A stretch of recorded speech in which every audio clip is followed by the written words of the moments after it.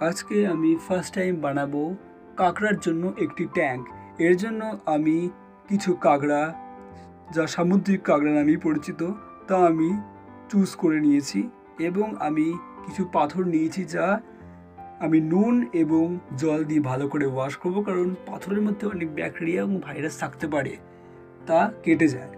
এবং ভালো করে আমি ধুয়ে নেব জল দিয়ে চটকে চটকে।